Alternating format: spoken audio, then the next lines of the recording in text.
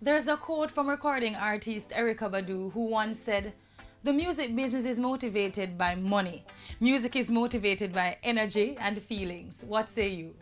The business of music now is to take all of that and turn it into making money, as blatant as that.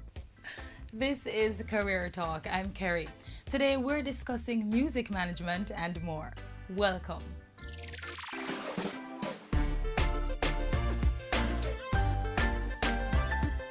They get the fame, top the charts, collect the awards, are recorded in the annals of history for speaking to the multidimensional spectrum of human emotions and experiences through the power of music. But the difference between them and the far greater number of musical unknowns is very often in the management.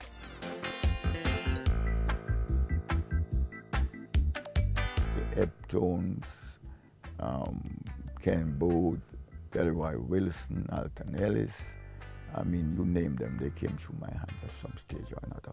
I took Dennis to England in '74, the first time he toured. He was just about 17. Junior Lincoln is one of a large and growing group of people who have merged a love for the melodic creation called music with a keen understanding of human behavior and a sharp business mind to make a living. Some of the best artists in the world we don't know anything about. You can be the greatest artist in the world, and if people don't hear you, how are they going to know? And how are you going to be heard? It takes management. Music management is kind of complex. But it comes down to one thing: overseeing the business affairs of musicians. There's two sorts of management of an artist. I mean, the personal manager will look at how they invest their money, how they do all of that sort of thing. The other side now, which is the professional manager of the artist's career. If you are looking to join this career field, be prepared to handle just about every aspect of an artist's career. It is not something that you can go to school and learn. It's something you learn over a period of time with experience. But school can't hurt. In fact, there are schools here in Jamaica and abroad offering degree programs in music business or a straightforward business field that you can merge with your knowledge of the industry. Whether you begin with formal training or not, getting started in this career is tough. One route is to cultivate a relationship with an up-and-coming artist you admire and begin to manage that person, create an effective street team, and help the artist grow. Then there's another option. You find a lot of big managers today, especially overseas, started with a company, and they would have maybe 2 or 3 artists under their portfolio. So you learn your craft there, but you have this big company behind you that you can rock back at. Whatever in you use, remember this is not a job that will keep you confined to a desk or any other static location. You go where the business or the artist goes. And this is not a 9-to-5 gig. No, it's the opposite of a 9-to-5 job because you're on the job all the time.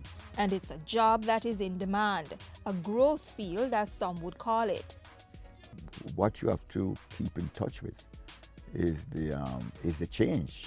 The changes that has come about in the business and continually doing so. There are some other intangibles to consider. Temperament is important. It's cool when you have to be cool.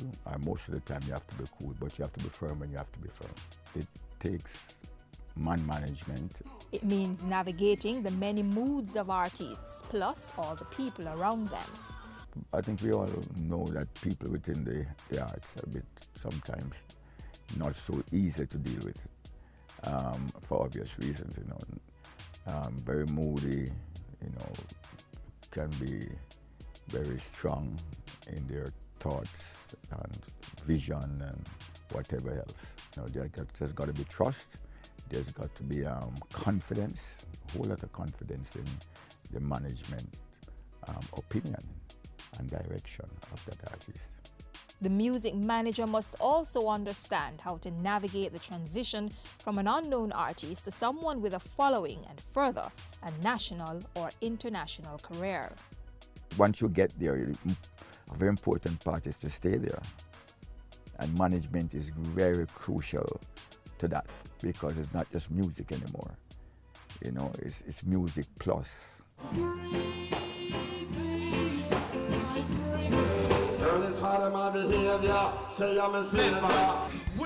will I see you again?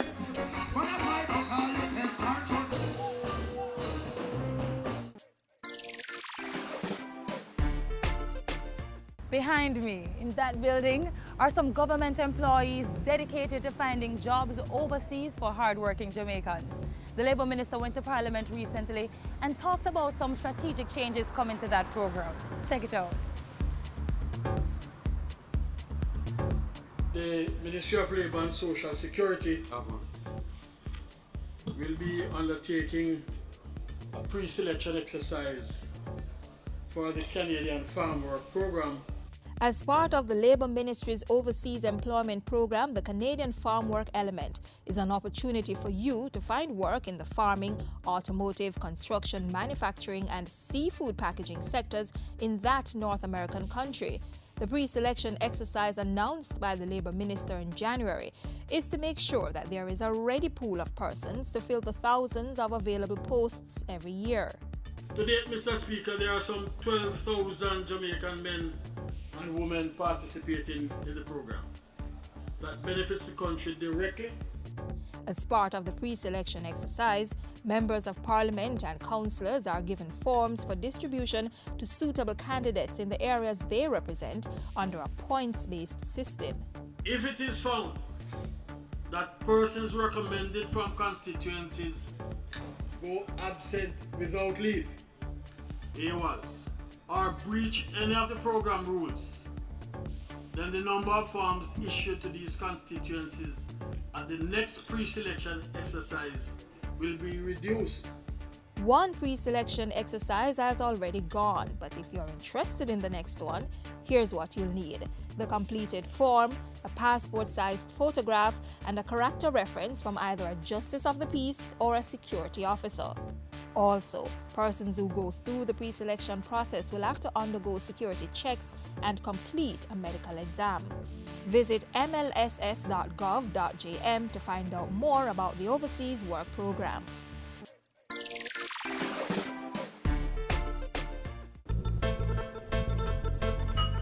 Before we wrap up this career talk, here are some job hunting tips, just in case you're looking.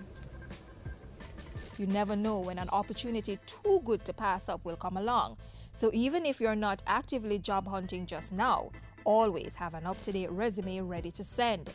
And once you start looking, they're gonna respond eventually. So make sure you have a voicemail system on your phone, one that won't make you cringe if an employer hears it.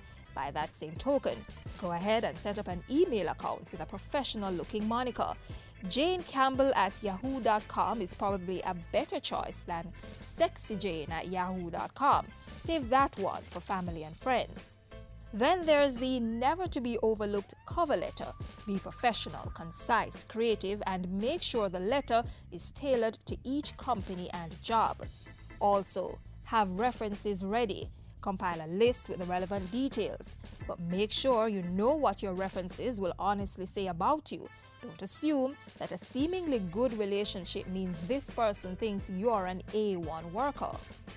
And to find use for those references, use job search engines. In addition to traditional spreads, most newspapers have online classifieds. The Ministry of Labour and Social Security has the Labour Market Information System, and there are lots more in cyberspace. Use them. Also, in an increasingly technological world, social networking can be a powerful tool in the job hunt. People are often sending out hints about potential employment opportunities. Take note. If they don't, ask. And finally, stay upbeat. Job hunting can be tiresome, but it's important to stay positive. Hang around people that motivate you and won't bombard you with negativity about how impossible it is to find work. Keep busy when you're not actively job hunting, and keep reminding yourself that you do have something to offer one lucky organization. And before you know it, opportunity will come a-knocking. Well, time is a precious commodity, and we've used up all our talk minutes for today. Fret not, another career discussion gets going next month, the last Monday of the month to be precise. Till then, I'm Kerry. Live well, work smart, and be the best you possible. Take care.